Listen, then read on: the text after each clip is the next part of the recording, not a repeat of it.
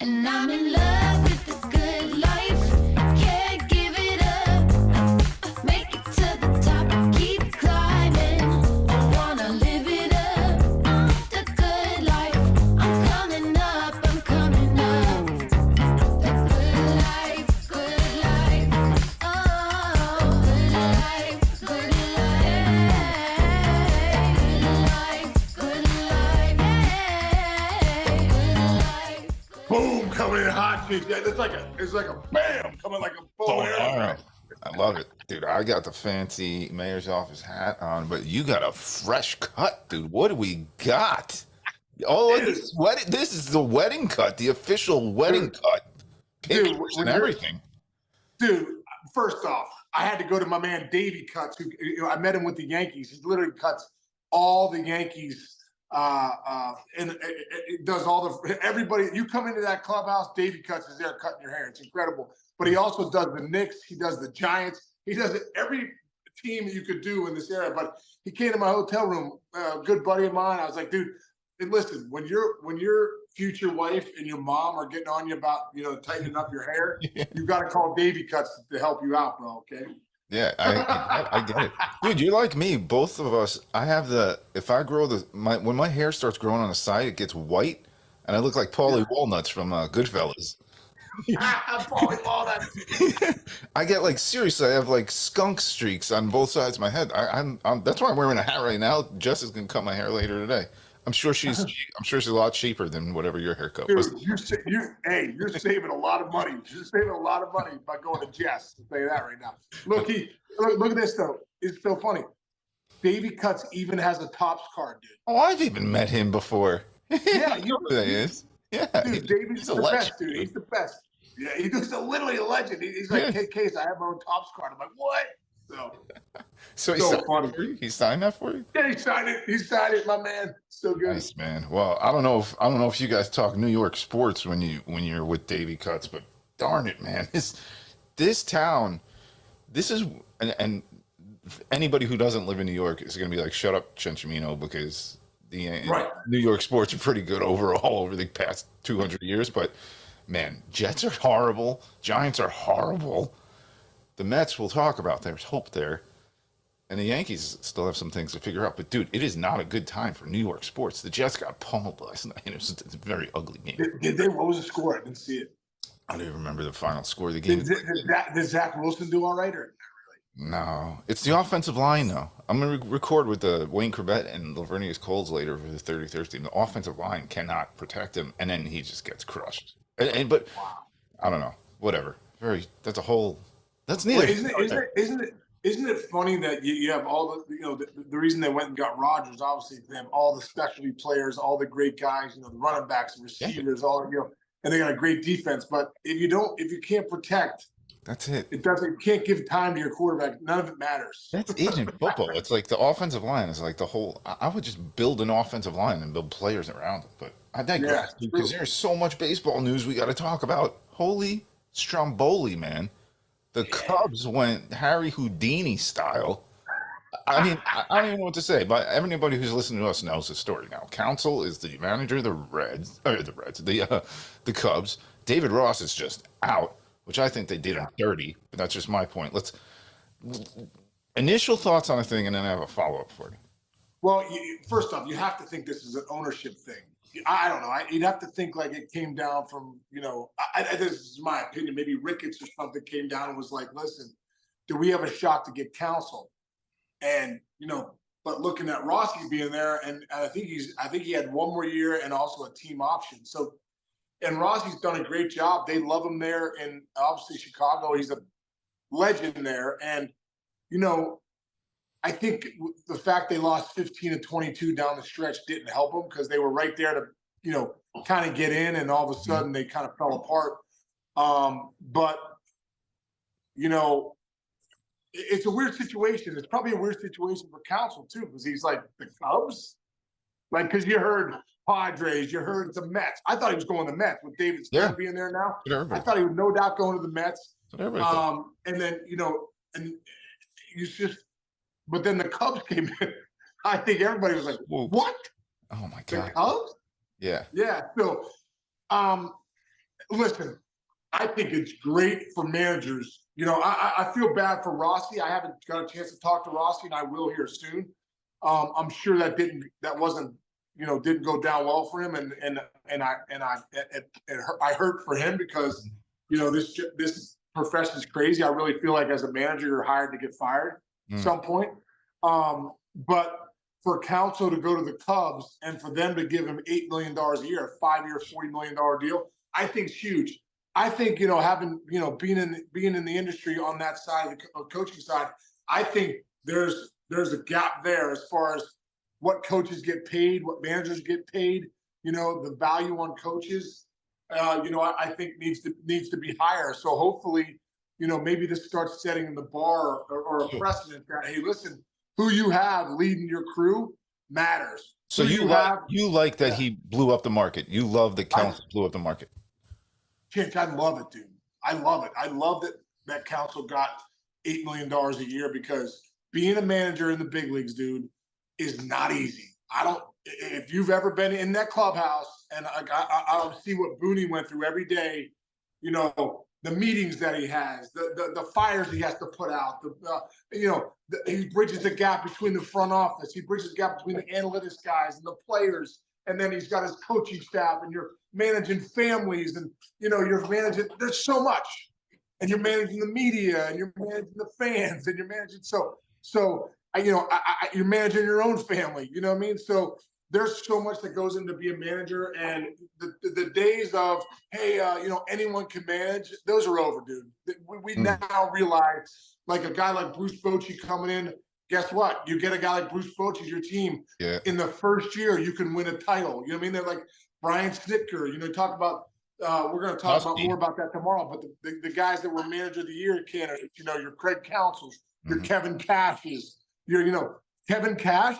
Oh wait, you just continue to be. You've won Manager of the Year 2 of the last 3 years. Could win it again this year.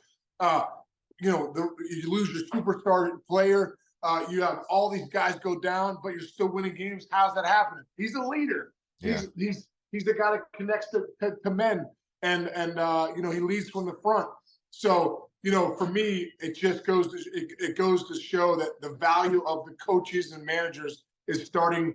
What they're asking these guys to do now in 2023, 2024 is a different level than it's ever been. So you got to have competent people that have been in this game, that understand, that are good personalities, that understand how to run an organization. Great points there. And one more point on the Rossi side of things. Reminds me a little bit of, you say you get hired to get fired. Remember Joe Girardi, when he was a Marlins manager, won Manager of the Year and got fired, and then got fired. Like this wasn't like that, because Rossi, like you said there, that slide. But it's a good lesson. It's an annoying lesson, but it's a true lesson about life and business, and how, you know, they always say life is not fair. It's not fair. Rossi, I'm telling you, what I would say, he's Grandpa Rossi. I'll say my grandma used to say disgrazia. Grandma Chinch used to say disgrazia. I feel bad for him about how this went down.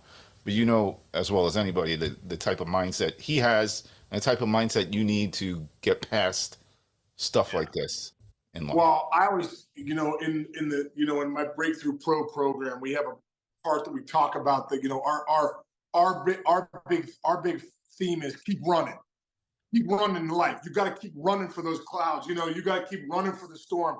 And, you know, and I think we call it to keep running for the clouds. The clouds are coming, but you got to keep running. We say we have used an acronym for the clouds. C is constant work. L is loss. I mean, loss of whatever, loss of a job. It happens all the time, right? Obstacles. U for uncertainty, man. Dude, stuff happens all the time where you're like, I didn't plan for that to happen. You know what I mean? And it does. The D in the clouds is desire. You got human suffering is with two things in our souls. It's desire and fear. Fear of the unknown. Oh, what's going to happen? What's going to happen? You know, that'll paralyze you. And also desire. Hey, man, it didn't work out the way I wanted it to. Like in David Ross's thing, man, this isn't how I planned it. It didn't go exactly how I wanted. And then I guess you always say, when you fight reality, welcome to hell. Like when you fight reality, you only lose 100% of the time. You know, and I would tell Rossi, hey man, what a great run you had. What a blessing the Cubs have been for you. you're going to land on your feet. You're going to land somewhere. If you want to manage somewhere, you're going to manage. Everyone knows how great you are, how much of a leader you are, and everything that you bring to the table. But no one's exonerated from the clouds that come, and also the stress in the clouds, the stress of things that happen in our everyday life. So, I think this is I'm sure it was a tough pill to swallow for Rossi. But like I said, no one's exonerated from the clouds. And when they come, Chinchy, you got to keep running. You got to keep running and not sit back and go, I can't believe this is happening to me. If you went to every person that you came across in life and you asked them, hey, man, what's going on in your life? They would have something for you. They would all have something for you. Even if it's small, they would have something for you, Yeah. Hey, that was great. Clouds. That was brilliant. By the way, I got to just real quick say, you are ripped, dude. You are shredded these days. When you get fired up now, you're dude. Come on, bro. Come on. Oh, man. Look at Thanks, you. man. Anyway, Thanks. no, looking good. It's the wedding season, man. You got to be ripped. Wedding season. I got a haircut. I'm jacked. Let's go. Yeah. All right, let's keep the positive vibes going now. Your boy Mendoza, congratulations. As Mets manager, dude. You sat in a dugout Let's go. next to him for months. What do you got? Dude, so excited for Carlos Mendoza. I know at the end of the season we were talking, the Guardians had asked to interview him, and I was like, oh man. First off, let me rewind a second. The first day I was there, Chinch, in New York, obviously I don't know Carlos Mendoza. I don't know any of those guys. You want to talk about a welcoming guy to me? This guy, he drove me I live right near him in Fort Lee, so. Driving, he would, hey man, you need a ride? Hey, that'd be great, dude. Thanks a lot. I don't really know what I'm doing. Boom, he picked me up, went into the clubhouse, introduced me to the guys, But, dude, not only that as a leader, knowing that a leader is, how you treat people as a true leader, as a guy that can connect to others. Watching him and Aaron Boone work together in that dugout, I remember the first day telling Booney, bro, this guy's going to be an incredible manager. Carlos Mendoza is going to be a great manager. He's got everything it takes. And his story, dude, he came over here at 16 years old, Chinch, from Venezuela. Really? Didn't know the language. It's so funny when he tells the story, dude. It makes me laugh. He's such a funny guy. He's like, he thought he knew the language because his parents are both educated, and so he had learned English. But then when he came over, he was like, oh my God, I don't know American. I don't know the English in America. So, dude, he would call home at nights wanting to go home. Like, I can't do this. And his mom's like, yes, you can. Stick it out. Stay tough. You can do it. Like we said, keep running. Keep running. You got this. And here we are, so many years later, dude, he's going to be the manager of the New York Mets. Well-deserved. This guy is he coached WBC for Venezuela, back in WBC this year. But when I watch this guy, dude, he's a leader. Every homestand that we had, or every series we had, when teams are coming for 3 days or on the road, Mendy would run, hey, this is what we got going on. This is what the base running looks like. This is what the defense looks like. This is the guys they got coming in. Hey, this guy's going to come out of their bullpen. We got to be ready for this. So that us coaches, when we went out to talk to the players, Mendy would set it up for us. Boom, boom, boom. This is what's going on. Dude, true leader. New York Mets got the right guy. They should be really excited. And I think the great thing about Mendy is if you sit down with Mendy for a little bit, you're going to be impressed. And obviously Stephen Cohen and David Stearns, those guys were impressed with Carlos Mendoza, brings to the table. So excited for Mendy. Yeah. Can't say enough of good things about him, bro. Yeah. Let's go. Second best hire the Mets have made so far this year. Do you know what number one is? What's the first? Wait, hang on. Oh, Jess. Starts Friday. Jess with the Mets on Fridays. Oh, she's dude. I gotta hook them up. Yes. I gotta hook Jess and Mendy up. When Mendoza, I ran up. I mean, not hook them up to get together, but please don't do that. I'm already concerned about freaking I don't know. What's his name? Shortstop's got a really pretty smile. Lindor, hey, stay upstairs. Stay upstairs. Jess is a one-man woman, bro. And Rich Kid Tomato, baby. All day, every day, 100%. I sure hope so. But she's fired up. She starts on Friday. Good for her, man. I'm so excited. Dude, she's going to love Mendy. She's going to love No, that's Mendy. what I said. I ran upstairs yesterday and I was like, Casey's friend is the manager of the team. He just went to work. She's like, That's what? so great. Yeah, it's very cool. Yeah. What were we gonna say? I'm so excited. I'm just excited for them to meet. They're two of my favorite people. So it'll It's be really great. cool. All right, hey, speaking of favorite people, good transition, good transition. We hadn't talked about this yesterday. Anthony Volpe won the Gold Glove, which is historic. Historic, dude. You said it your second day back on the podcast after leaving the Yankees. You declared he's the best defensive shortstop in baseball. You said that. Mm. How He proud is, of you. dude. How proud of you. Dude, I'm so proud, as almost like a father proud. You know what I mean? Because like he literally is 22 years old. I have a 22-year-old son, so he could be my son. I love this kid, man. And he is so well deserved. See, the biggest thing people don't realize about this industry is that first off, you play every night, which is not easy to do. But the work that goes on behind the scenes with these guys, bro, is at another level. And I watched Anthony Volpe every day. As you know, Travis Chapman, who you got to give props to too, is our first base coach who does a lot with the defensive guys and has helped Volpe a lot over there at short. You know, Chappie would hit balls to the third baseman and the shortstops every day. Dude, the work that Volpe puts in and day out, that's why when you watch the games, Chinch, and you would see him do his thing, you're like, no, I get it that he made that great play. I see him do it every day in warmups. He's out working to his backhand, working up the middle, coming in on the throw.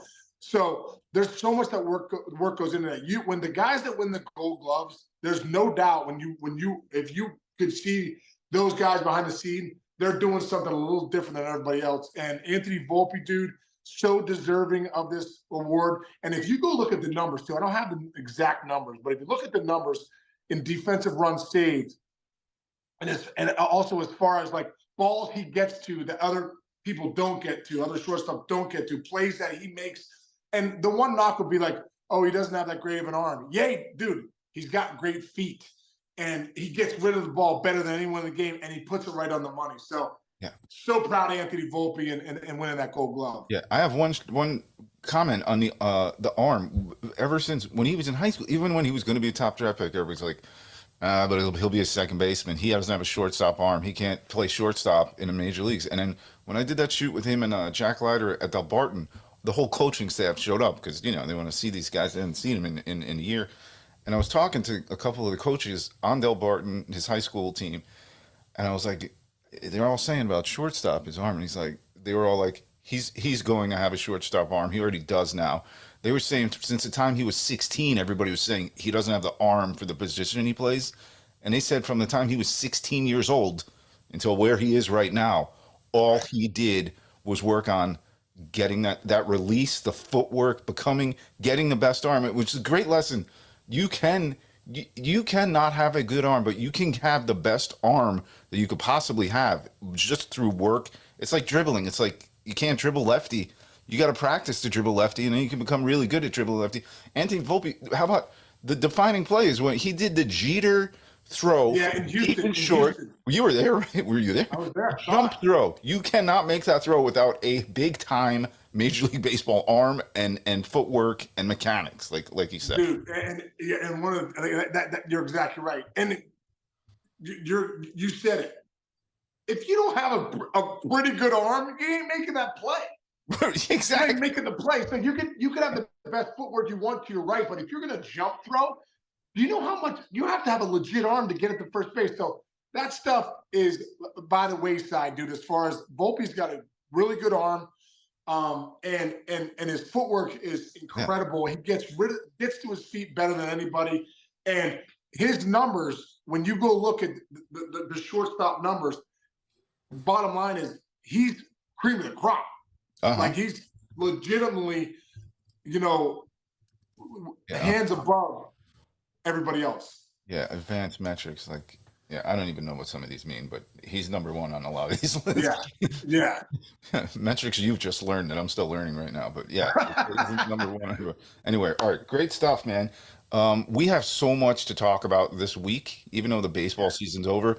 What was announced last night, Case, that we'll talk about? Dude, I was on the show last night on MLB Network. So good. We just announced the top 3 finalists for MVP, Rookie of the Year, Coach of the Year, and Cy Young.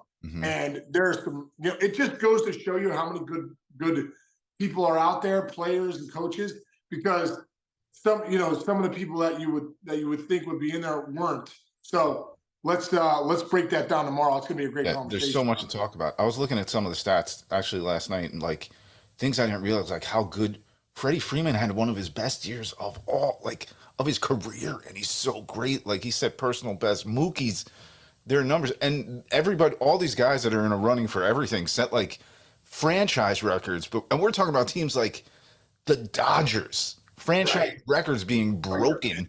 And dude, what about a guy like Matt Olson that is sitting on the outside of the top 3, who led baseball in homers and RBIs, dude? Not the National League. No, homers. Talking about setting Braves records that Hank Aaron didn't set. Not even in the mix. Anyway, all right, we got plenty of that to get on. You're gonna be really fast today because you got a streamlined haircut. You're gonna be flying around. Yeah, dude, I'm faster now. I should have got this when I was playing. I'm faster. All right, bro. Get after it today, and we'll get after it tomorrow. All right, Chinch. And dude, remind me. I wanna get Jess and Mendoza together at some point. You got it. All right. Okay. Sounds good, bro. Let's go, baby. Let's go. Okay. All right, man. Love you, man. Have a great rest of the day. Great hat, too, bro. That's freaking first mayor's office hat ever. First mayor's office. All right. Love you, buddy. See you. Have a great day. Everyone out there, have a great day. We'll see you tomorrow. Let's get it.